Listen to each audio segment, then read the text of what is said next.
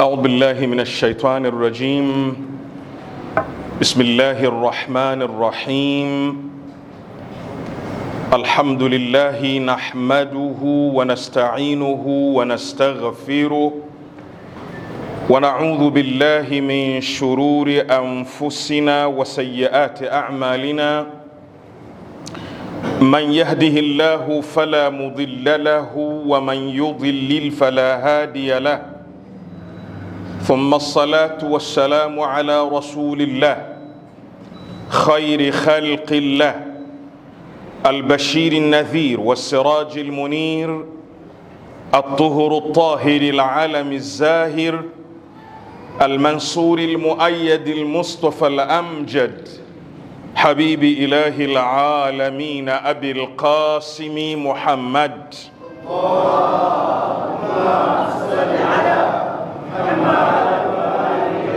وعلى أهل بيته الطيبين الطاهرين وأصحابه المنتجبين، وبعد. أيها الأحبة، أحييكم بتحية الإسلام المباركة.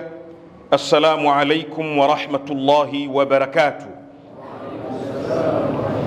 يقول المولى سبحانه وتعالى في كتابه المجيد: أطيعوا الله وأطيعوا الرسول وأولي الأمر منكم. صدق الله العلي العظيم. Kwanza tunamshukuru Mwenyezi Mungu Subhanahu wa Ta'ala kuweza kukutana tena kwenye Ijumaa hii ndani ya mwezi huu wa Shawwal, mwezi wa mfungo mosi. Ni jambo la kumshukuru Mwenyezi Mungu Subhanahu wa Ta'ala. Na ndani ya huu mfungo mosi,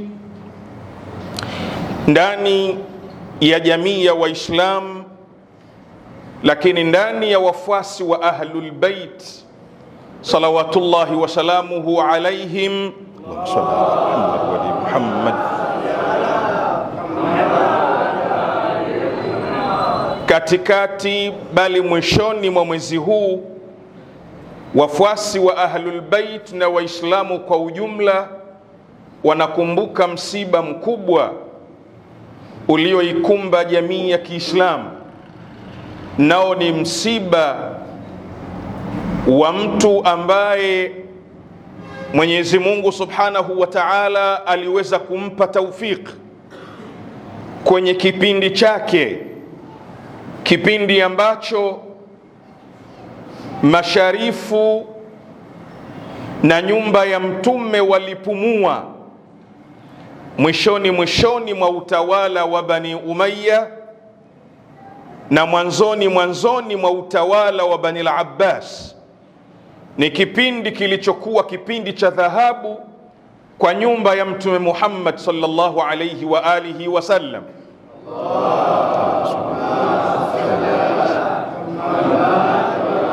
Na kwa sababu hiyo, imamu wa sita wa Ahlul Bait, al-Imamu Sadiq alayhi salam, akapata fursa kubwa ya kuubainisha na kuuweka vizuri na kuutangaza na kuusomesha Uislamu halisia wa Mtume Muhammad, nafasi ambayo maimamu wengine hawakuipata fursa hiyo na nafasi hiyo, mpaka baadhi ya watu wakadai ya kwamba ushia umeanzishwa ni Jaafar Sadiq, bali baadhi ya watu wakajua kwamba yeye ndiyo baba wa madhhab ya al-Imamu, ndiyo baba wa madhhab ya Ahlul Bait.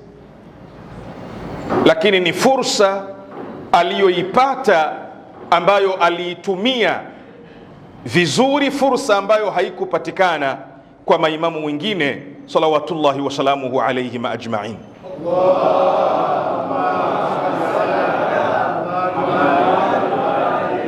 Kwa hivyo msiba wa bwana mkubwa huyu Sayyiduna Jaafar bin Muhammad umetokea katika mwezi huu wa Shawwal na katika masiku haya tuliyokuwa nayo, na bwana huyu ni mmoja katika wale maimamu 12 aliyohusia mtume na kutamka wazi wazi akisema ya kwamba maimamu baada yangu viongozi baada yangu, mawasii baada yangu ni 12. Wa kwanza wao ni Ali, wa sita wao ni al-Imamu Sadiq, wa 12 wao ni al-Imamu al-Mahdi al-Muntadhar salawatullahi wa salamuhu alayhi.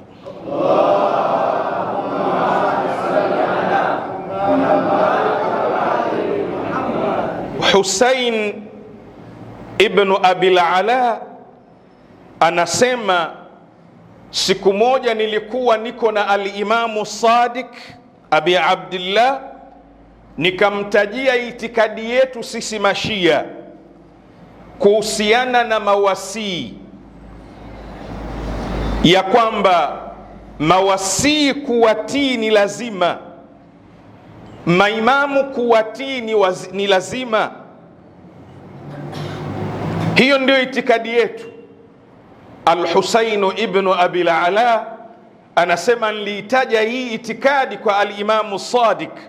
Imamu akasema, naam, ndiyo itikadi hiyo nayoisema ndiyo sawa sawa, na hao waliotakiwa watiiwe na amri zao zifuatwe na wasinakishiwe kama vile Mungu na mtume, ni pale Mungu anaposema atiu llaha wa atiu rasula wa ulil amri minkum, mtiini Mwenyezi Mungu na mtiini mtume na watiini wale ulul amri, wasimamizi wa mambo, wasimamizi wa jambo la dini. Wasimamizi wa Uislamu ni akina nani? Anasema al-Imamu Sadiq, wa humul ladhina qal innama waliyukumullahu wa rasuluhu walladhina amanu, ndio wale Mungu aliyosema hakika hapana vingine, waliyukumullah, mtawala wenu ni Mungu na mtume, walladhina amanu, na wale walioamini, ndio hao ulul amri. Kwa hivyo Mungu anaposema atiiwe Mungu pasi na mjadala, pasi na mnakasha, atiiwe mtume pasi na mjadala, pasi na kunakishiwa, watiiwe ulul amri bila mjadala, bila kunakishiwa. Makusudiwa ya ulul amri ni maimamu 12 pamoja na maasumina wote salawatullahi wa salamuhu alayhim.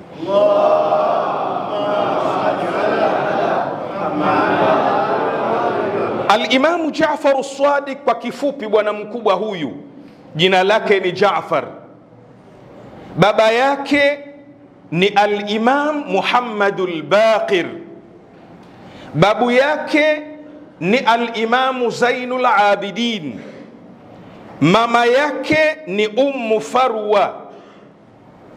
Farwa bintul Qasim ibn Muhammad bin Abi Bakar.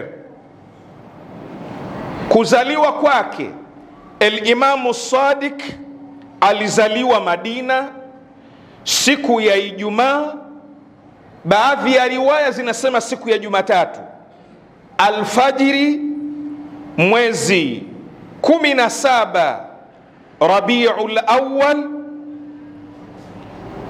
siku ile ile aliyozaliwa na siku ile ile aliyozaliwa Mtume Muhammad sallallahu alayhi wa alihi wasallam.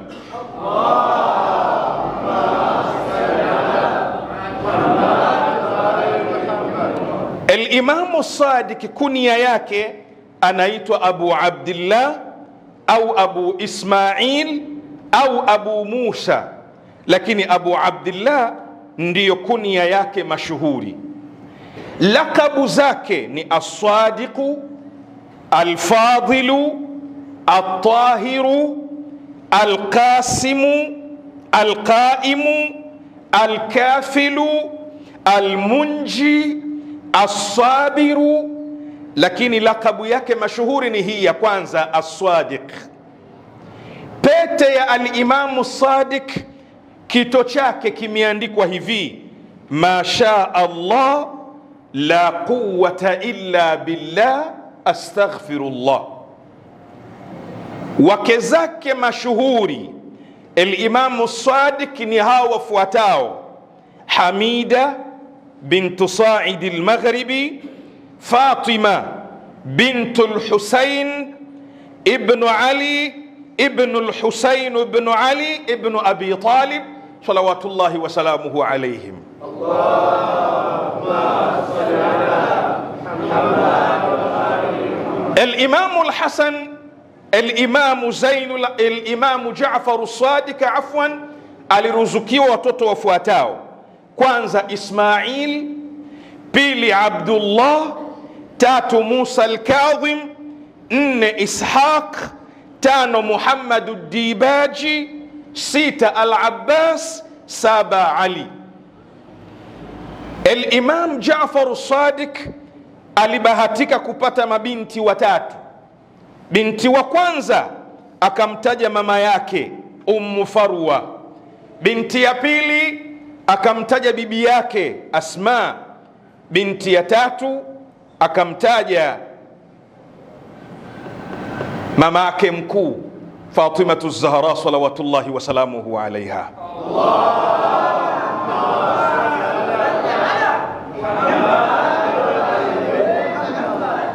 Vitabu vya Al-Imamu Sadiq, Al-Shaykh Al-Mudhaffar anasema vitabu vilivyopokelewa kutoka kwa Al-Imamu Sadiq pasi na wasita, yani hivi ni vitabu vya Imam Sadiq, ni vitabu havipungui 80.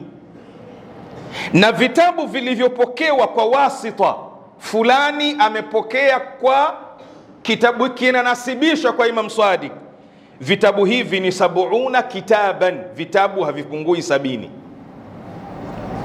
Wanafunzi wake, watu waliochukua ilmu, wakakaa kwenye mimbari ya Al-Imamu Sadiq, wakasoma fani tofauti, sio dini tu, fani tofauti: science, chemistry, biology, physics, mathematics.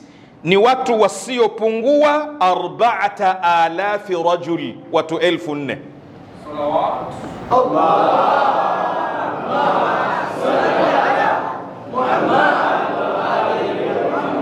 Wanafunzi walioandika vitabu, yani wanafunzi wa Al-Imamu Sadiq waliotunga vitabu katika fani tofauti ni mamia ya wanafunzi, akina aljebra, mamia ya wanafunzi waliotakharaj kwenye madrasa ya Al-Imamu Sadiq wakaandika vitabu.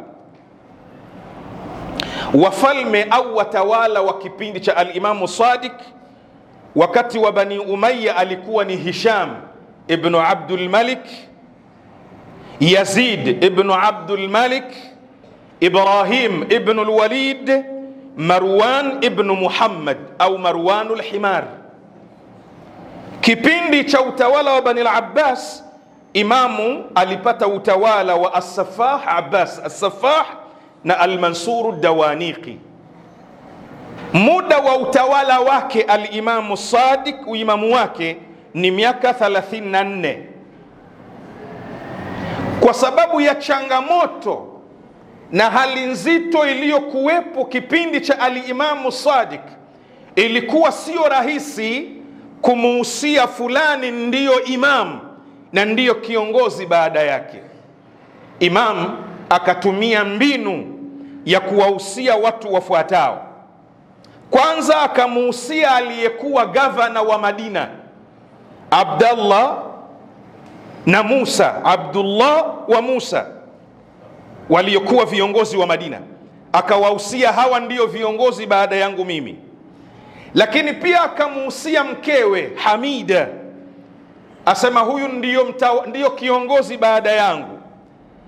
Akamuhusia vile vile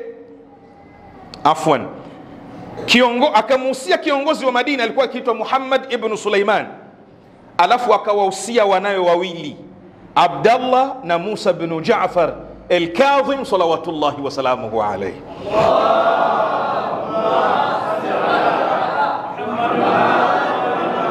Lakini virozo na maajabu akamuhusia vile vile Mansurul Abbas ambaye ndiyo mtawala wakati wake. Hawa ndiyo mawasii baada yangu mimi. Wai ili Musa bin Jaafar al-Kadhim, kadhim al-ghayz wal afina anin nas, abaki salama salmini, na tashayyu na Uislamu halisia wa Mtume Muhammad uweze kutufikia kama ulivyotufikia leo, salawatullahi wasalamuhu alayhim ajma'in.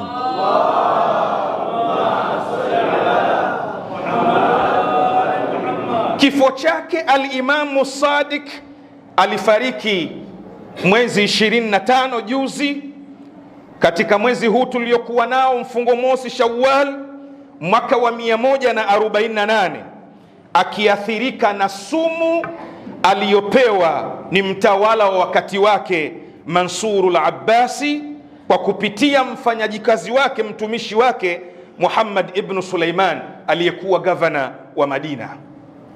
Kaburi la al-Imamu Sadiq amezikwa wapi?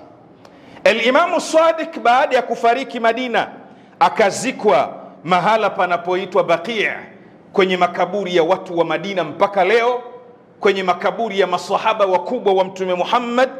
Akazikwa pamoja na baba yake al-Imamu al-Baqir na babu yake Zainul Abidin na ami yake al-Imamu al-Hasan al-Mujtaba, salawatullahi wasalamuhu alayhim ajma'in.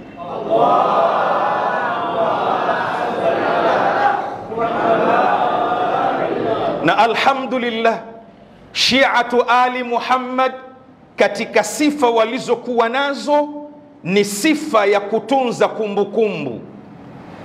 Makaburi haya kwa wale wanaokwenda Madina, sisi tunazo ramani zile zinaishiria jiwe lile pale ni jiwe la al-Imamu al-Hasan, jiwe lile pale ni jiwe la al-Imamu Zainul Abidin, jiwe lile pale ni jiwe la al-Imamu al-Baqir, jiwe lile pale ni jiwe la al-Imam Jaafar as-Sadiq, salawatullahi wasalamuhu alayhi.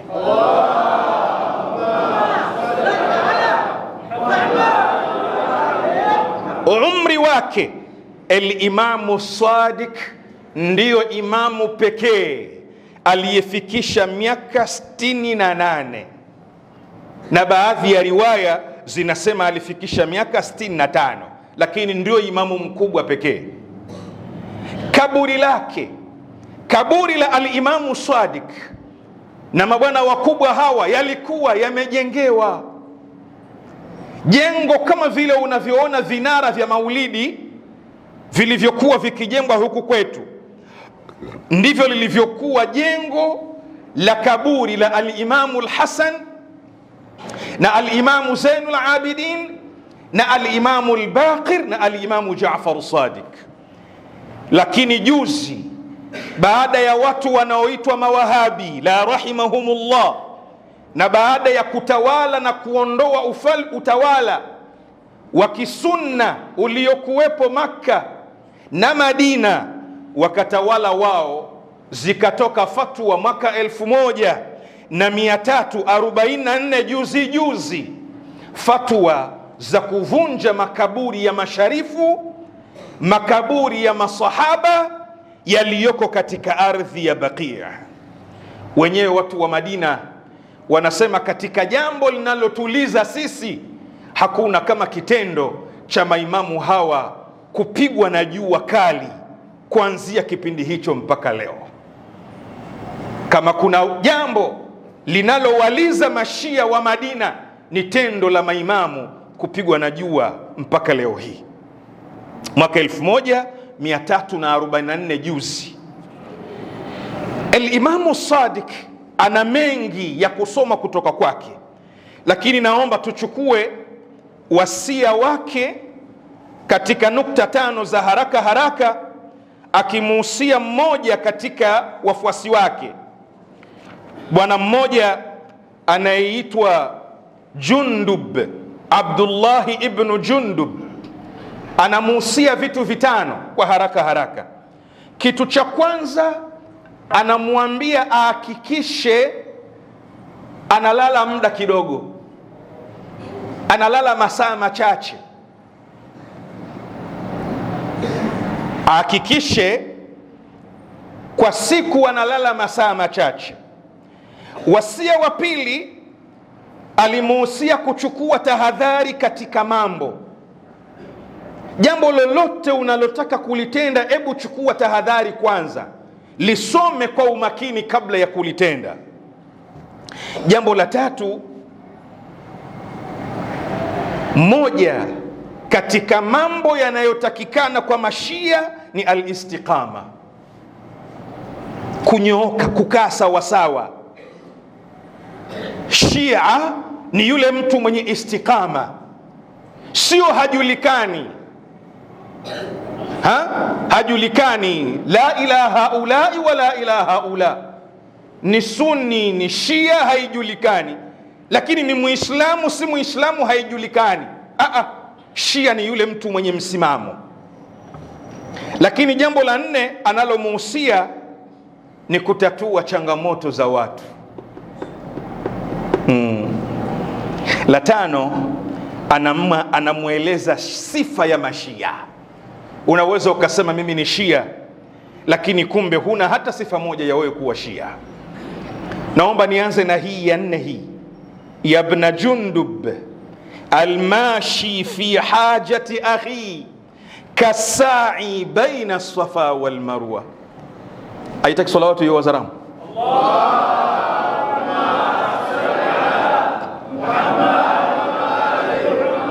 Ya Ibn Jundub, ewe mtoto wa Jundub, asai, yoyote anayefanya harakati za kutatua changamoto ya ndugu yake, mtu huyo kasai baina safa wal marwa, la ilaha illa Allah, ni kama yule mtu anayetembea, anayekwenda kati ya Safa na Marwa.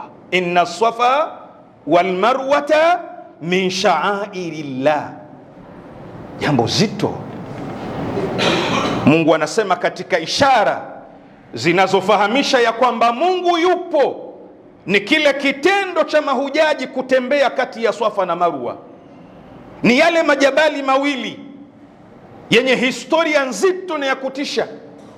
Lakini ikutoshe tu kwamba baadhi ya riwaya zinasema Adam na Hawa alayhim assalam, mmoja alishushwa Safa, mmoja alishushwa Marwa. Al-Imamu Sadiq anamwambia mfuasi wake, yoyote anayefanya changamoto, anayefanya harakati za kutatua changamoto ya ndugu yake, Shia, kijana wa Kishia, mzee wa Kishia, mwanawe yuko nyumbani, hajalipiwa ada ya shule, akatokea Shia akahakikisha kwamba anamlipia ada Shia mwenzake. Sheikh Jalal, imamu hajasema Shia hapa, anasema fi hajati akhihi, haja ya ndugu yake.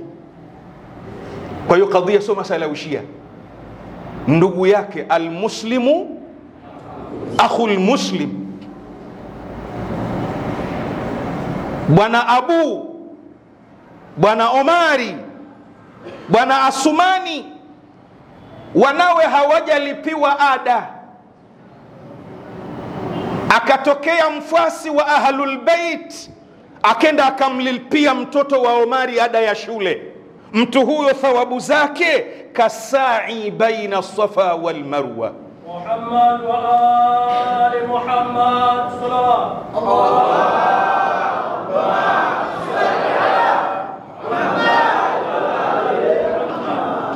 ya Ibn Jundub, almashi fi hajati akhi kasai baina Safa wa hajat akhi. Amekuja mtoto anaitwa Johnson, amekuja mtoto anaitwa John, binti anaitwa Mary, amekuja kwa wafuasi wa Ahlul Bait, hana ada ya shule. yuko hospitalini anashindwa kufanyiwa x-ray, hana pesa za x-ray. Akatokea mfuasi wa Ahlul Bait akatatua changamoto ya Mary, changamoto ya Johnson, changamoto ya fulani ambaye si Muislam, ambaye si Shia. Huyo thawabu zake kwa Mungu kasai baina Safa wal Marwa, ni kama yule anayetembea kati ya Safa na Marwa. Sio hivyo tu, hadithi inaendelea kusema anayefanya bidii akatatua changamoto ya ndugu yake, kalmutashahhiti bidamihi fi sabilillahi yauma Uhud wa yauma Badr. Aitaki salawatu.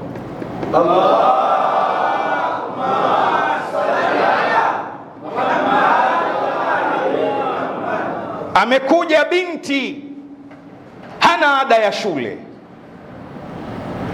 anataka kulipiwa hospitalini, hana kodi ya nyumba. Akatokea mtu mfuasi wa Ahlul Bait, akatokea Shia, akatokea Muislam, akenda akatatua changamoto yake. Mtu huyo thawabu zake ni kama vile mtu aliyekamata upanga akapigana vita vya Badri. Unavijua vita vya Badri?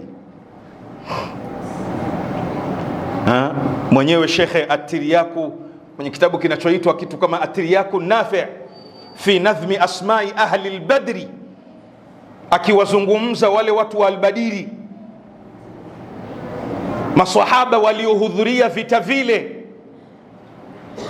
wakapata shahada pale, radhiyallahu anhum, wote Mwenyezi Mungu awaridhie, na wengine waliobakia hai vita vya Badri na Uhud wakabakia katika msitari, radhiyallahu anhum. Watu hao mwenye At-Tiryaku Nafi' fi nadhmi asma'i ahli al-Badr nasemaje? Qila amalu ma shi'tum farabbukum rabbul bariyati kad ghafar. I'malu ma shi'tum, fanyeni mtakavyo, Mungu amewasamehe watu nyinyi. Na ndio maana waliohudhuria vita vya Badri na Uhud si watu wa kawaida, waliovumilia wakafanya subra na Mtume, wakapata shahada, wakabakia na Mtume. Watu hawa si watu wa kawaida. Na ndio maana itikadi yetu sisi huku mwambao, bali si mwambao tu, kwamba watu hawa ukitawasali nao Mwenyezi Mungu dua yako anaikubali. Naomba salawatu.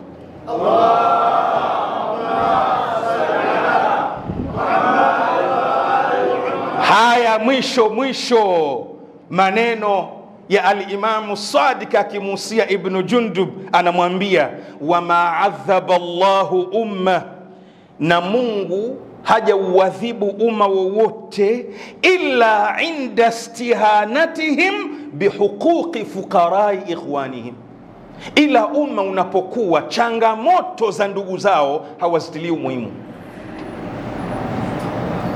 Jamii yoyote ambayo wenye uwezo hawana habari na ndugu zao kutatua changamoto zao, umma huo lazima Mungu auadhibu. Na leo Mungu amekusha tuadhibu kwa sukari. Hivi kuna adhabu kubwa kama vile kuwa na kisukari? Kitu cha kwanza, ukiwa na sukari, madaktari kila kitu wanakuharamishia, kila kitu ni haramu. Hata kuku wazuri waliochomwa wakapakwa rangi nyekundu, tunawaita sekela, pia kwako ni haramu. Hayo kashakuwa sekela, kwako ni haramu. Unalipi hapa duniani? Chapati za kipwani na mchuzi kwako ni haramu. Kila kilichokuwa kizuri kwako ni haramu. Sasa ikashatoka sukari, ikashatawala biabi wa ummi, ikishatawala mwilini, na mwili nao umeshakosa kila kitu kinatoichwa ta dunia, kila raha ya dunia mwili umekushakosa. Lakini mwisho wa yote tarajia figo kufeli. Zikishafeli figo tarajia umma ambao hauna habari kutatua changamoto za watu wao wasiojiweza, ndugu zao wasiojiweza, Mungu umma huo anauadhibu. Na je, kuna adhabu kali kama vile adhabu ya presha ambayo unajijua sasa unakufa? Mwenyezi Mungu atupe nguvu na taufiki kuweza kutatua changamoto za wale wasiojiweza, ili Mwenyezi Mungu wasiwe na hasira kwetu sisi. Ilahi amin. Sifa nzuri na nyingi na maneno mazito ya al-Imamu Sadiq alayhi salam katika kumuhusia bwana mkubwa huyu Ibn Jundub. Lakini mwisho sintosahau mwenyewe al-Imamu Sadiq mara alizoitwa ni Mansuru Dawaniqi ili amuue, ili amkate kichwa, lakini kwa sababu ya ukaribu wa al-Imamu Sadiq na Mwenyezi Mungu Subhanahu wa Ta'ala, mara zote Mansuru Dawaniqi alishindwa kumuua al-Imamu Sadiq. Mara moja alitoa amri akasema, nenda kamkamate al-Imamu Sadiq na umlete katika hali utakayomkuta nayo, hata kama amevaa saruni mlete hivyo hivyo, hata kama ana kikoi. Wakenda kuivamia nyumba ya al-Imamu Sadiq, wakampata imamu amevaa kikoi, nguo za ndani, huko anasoma Qur'an. Wakamchukua imamu, akasema naomba nipate fursa nibadilishe nguo. Akamwambia la, mfalme ameniambia nikuchukue kama ulivyo. Walipofika njiani akamwambia mfalme ameniambia nikukamate askari vile unavyomkamata mtu kiasi hawezi kusimama. Bwana huyu anaogopa kumkamata imamu. Mama akamwambia la, fuata ulivyoamrishwa, nikamate hivyo hivyo ulivyoambiwa unikamate. Bi abi wa ummi. Imamu akakamatwa, hata kukanyaga chini hawezi, akapelekwa mpaka mbele za Mansur. Tarikhi inasema imam fakana yuharriku shafataihi, imamu akawa anatikisa madomo yake mawili, hatujui kitu gani anatikisa. Tarikhi inasema alikuwa amehusia kwamba akishafika hapa, ukiniona mimi natoa ishara fulani, basi hapo hapo mpige mkate shingo.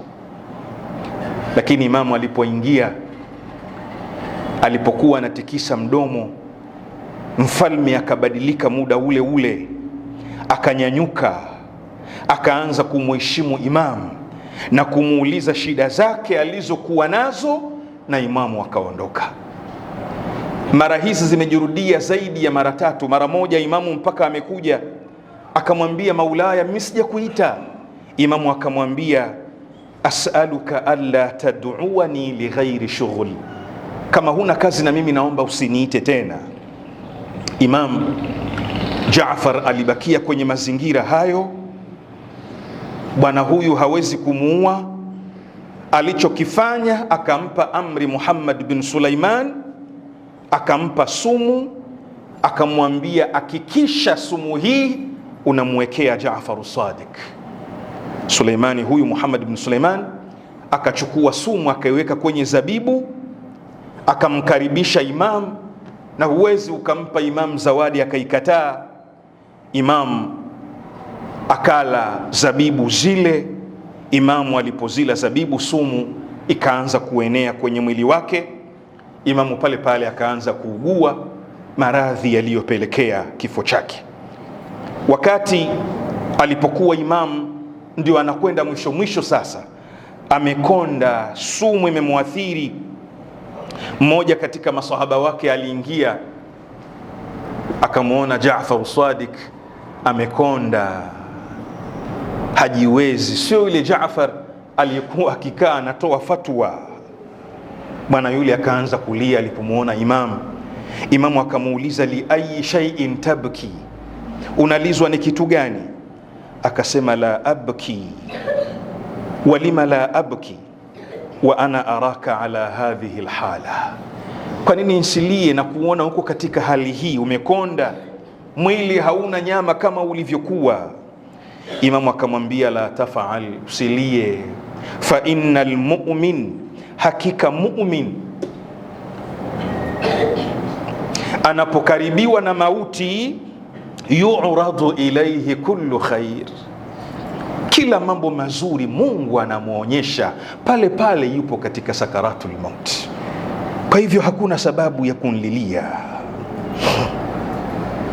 Al-Imamu al-Kadhim alihudhuria wakati baba yake anakata roho, akamuhusia akiwa faragha yeye wao wawili wasia wake.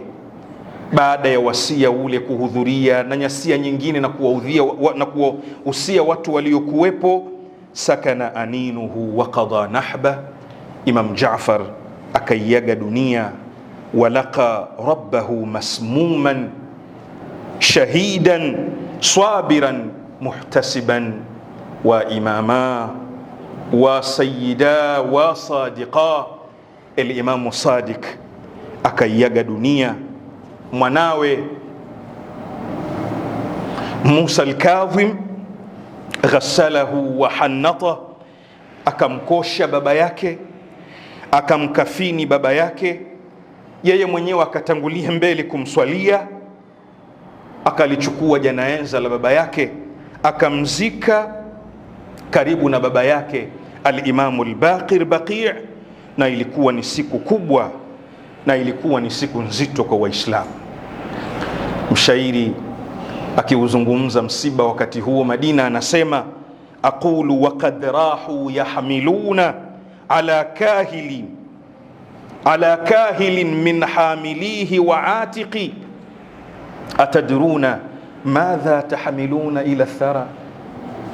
Mshairi anasema hivi, walipokuwa wamembeba Al-Imamu Sadiq wanakwenda kumzika, mshairi anasema hivi, mnajua mlichokibeba kwenye mabega yenu? Mnajua huyo mliyembeba? Atadruna madha tahmiluna ila thara, thabiran thawa min ra'si aliyai shahiq, ghadata hathal hathuna fawqa dharihi, turaban wa awla kana fawqa almafariqi. Mnayekwenda kumzika si mtu wa kawaida, mnayekwenda kumzika, mnakwenda kuizika ilmu, mnakwenda kumzika mtu, si mtu wa kawaida. Sio hivyo, si mtu wa kawaida. Al-Imamu Sadiq, tarikhi inasema maadui zake walimlilia al-Imamu Sadiq. Mansuru huyu ilipomfikia barua risala ya kwamba Jaafar bin Muhammad amefariki, tarikhi inasema Mansuru Dawaniq alichukua barua aliyokuwa nayo akaiangusha chini kwa sababu ya kulia. Na haya si maajabu. Na ikumbuka Karbala, wakati Abi Abdillah al-Husayn alipouawa, maswahaba zake na watu wake wote, akenda akamchukua mwanawe Abdallah ar-Radhiya akampeleka mbele za maadui kwamba jamani, sina niliyebakia naye, huyu mtoto mdogo ndio aliyebakia, basi naomba mumpatie maji. Wakaanza kubishana, wengine wanasema muueni, wengine wanasema la, msimuue kwa sababu hana dhambi lolote. Lakini Harmala ibn Kahil al-Asadi akachukua mshare akauelekeza kwa mtoto, fadhabahahu min alwaridi ila alwarid, mshare ule ukaingia kwenye sikio ukatokea sikio jingine, baadhi ya riwaya ukaingia kwenye shingo ukatokea kwenye shingo nyingine.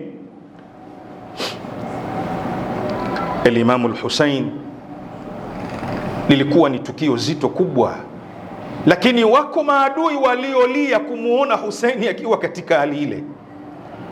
Damu zilipokuwa zimemjaa za mwanawe al-Imamu al-Husayn, akaondoka naye.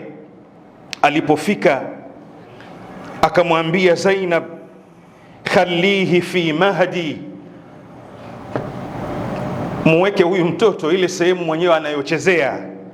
Ghatihi wala tad'i,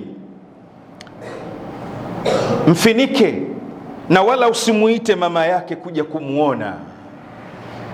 Sukaina anamuuliza baba yake, baba, ulimchukua Abdallah kwenda kumpa maji, Abdallah yuko wapi? Wanamlilia. Mama yake Rababu akaja akamuona mwanawe yuko katika mazingira yale. Msiba ulikuwa ni mzito mno. Maulaya ya Jaafar, Musa al-Kadhim amekuja akakufanyia kila jambo na akakuzika. Kichwa changu hapa nakwenda Karbala, na muangalia Aba Abdullah al-Husaini katika ardhi ya Karbala, ambaye ilikuwa kila akiuawa mtu katika wale maswahaba zake alikuwa anakuja kwenye hema kumpa habari mwanawe Zainul Abidin, na anampa habari yaliyotokea. Lakin lamma qutila ar-Radhi' jaa al-imamu ala adatihi ila al-khayma, imamu alirudi kwenye hema kumsalimia mwanawe. Walakinahu kana mutaalliman kathira, maumivu ya imamu yalikuwa mazito baada ya kuuawa Abdullah ar-Radhi'. Sallama ala waladihi, imamu akamsalimia Zainul Abidin wakati ni mgonjwa. Ta'ata bi ra'sihi la yaqdiru an yatakallam, imamu akawa anaangalia chini, hawezi kuzungumza. Lianna al-abrata fi sadrihi, machozi yamemjaa mpaka kwenye kifua. Iltafata ilayhi Zainul Abidin wa qala la, al-imamu Sajjad akamwangalia baba yake akamwambia, aba araka mutaalliman madha jara baba, naona umeathirika mno, kwani kumetokea nini?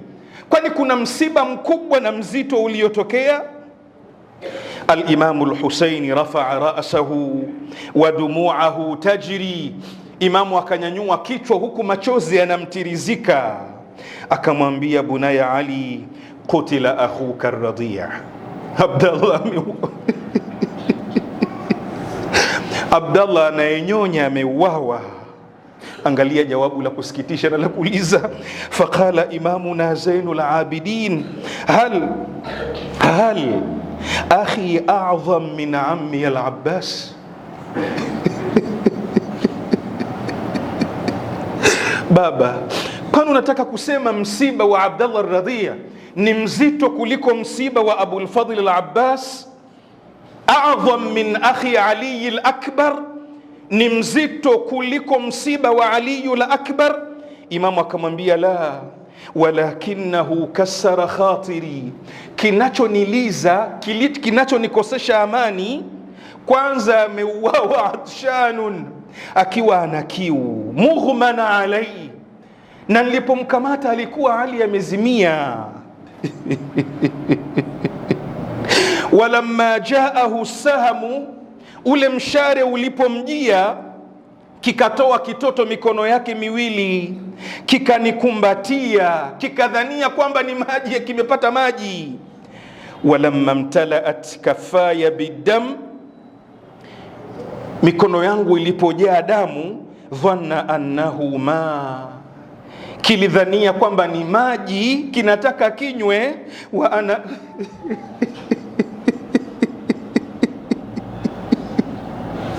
wa ana amnauhu minhu, na mimi namkataza kunywa. Inna lillahi wa inna ilayhi raji'un. Wa sayalamu alladhina zalamu ala Muhammad ayya munqalabin yanqalibun, wala aqibata lilmuttaqin wala udwana illa ala adh-dhalimin. Bismillahir rahmanir rahim. Inna a'tainaka al-kauthar fasalli li rabbika wanhar inna shani'aka huwa al-abtar.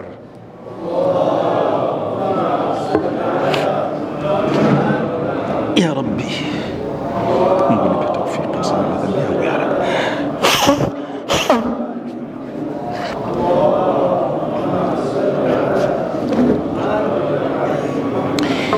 الحمد لله رب العالمين، والصلاة والسلام على رسول الله محمد وآله الطاهرين. اللهم صل على محمد وعلى محمد. أيها الأحبة، أوصيكم ونفسي بتقوى الله. أما بعد، فقد فاز المتقون. يقول المولى سبحانه وتعالى في كتابه المجيد: إن الله وملائكته يصلون على النبي يا أيها الذين آمنوا صلوا عليه وسلموا تسليما. اللهم صل على محمد وعلى محمد. اللهم صل وسلم على سيدتنا ومولاتنا فاطمة الزهراء صلوات الله وسلامه عليها.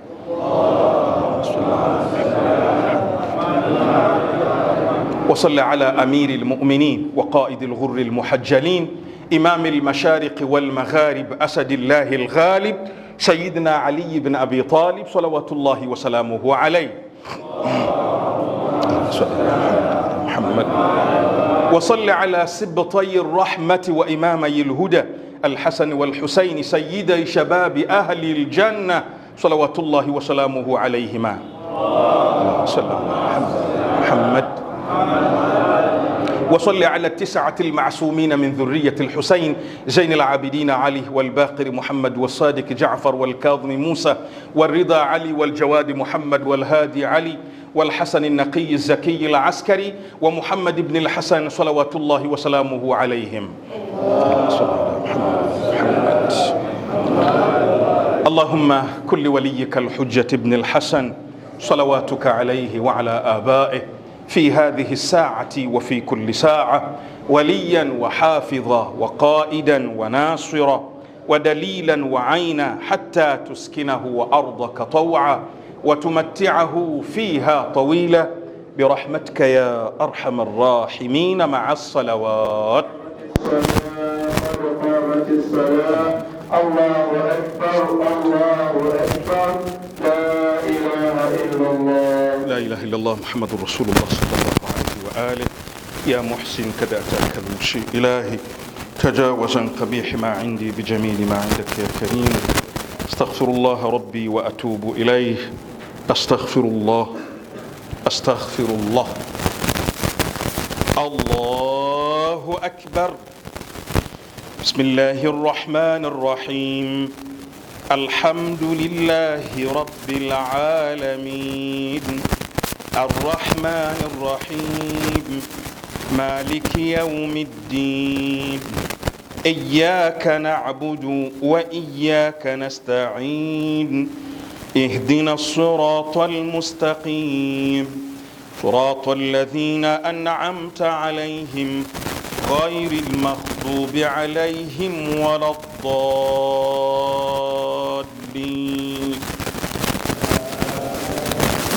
بسم الله الرحمن الرحيم. قل أعوذ برب الفلق من شر ما خلق ومن شر غاسق إذا وقب ومن شر النفاثات في العقد ومن شر حاسد إذا حسد. الله أكبر. اللهم صل على محمد وآل محمد.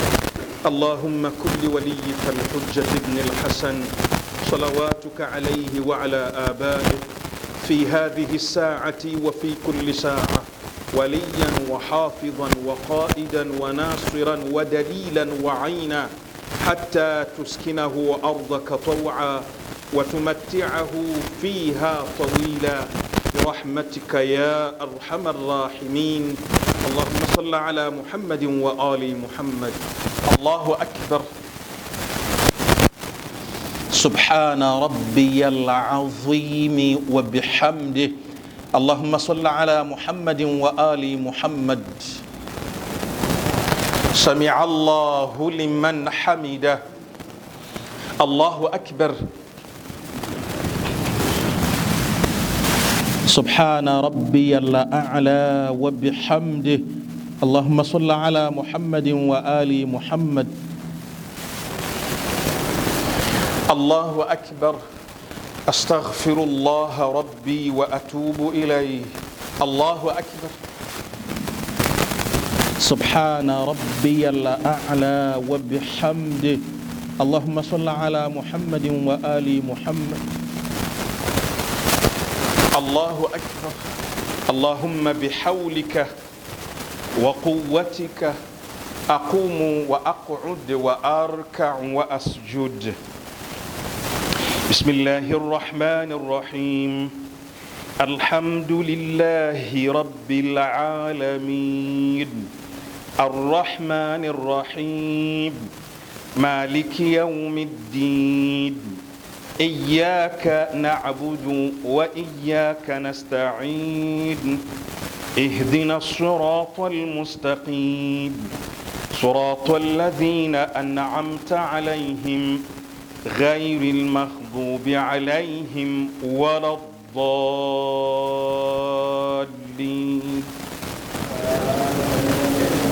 بسم الله الرحمن الرحيم. قل أعوذ برب الناس ملك الناس إله الناس من شر الوسواس الخناس الذي يوسوس في صدور الناس من الجنة والناس. الله أكبر. سبحان ربي العظيم وبحمده. اللهم صل على محمد وآل محمد. يا ولي العافية أسألك العفو والعافية عافية الدين والدنيا والآخرة. سمع الله لمن حمده. اللهم صل على محمد وآل محمد. اللهم هدنا فيمن هديت وعافنا فيمن عافيت وتولنا فيمن توليت وبارك لنا فيما أعطيت وقنا شر ما قضيت. اللهم صل على محمد وآل محمد. الله أكبر. سبحان ربي الأعلى وبحمده. اللهم صل على محمد وآل محمد. الله أكبر. أستغفر الله ربي وأتوب إليه. الله أكبر. سبحان ربي الأعلى وبحمده. اللهم صل على محمد وآل محمد وعجل فرجهم وفرجنا بهم يا كريم يا لطيف ارحم عبدك الضعيف. الله أكبر. الحمد لله. أشهد أن لا إله إلا الله وحده لا شريك له وأشهد أن محمدا عبده ورسوله. اللهم صل على محمد وآل محمد. السلام عليك أيها النبي ورحمة الله وبركاته. السلام علينا وعلى عباد الله الصالحين. السلام عليكم ورحمة الله وبركاته. الله أكبر. الله أكبر. الله أكبر. اللهم صل على محمد وآل محمد. اللهم صل على محمد وآل محمد. اللهم صل على محمد وآل محمد وعجل.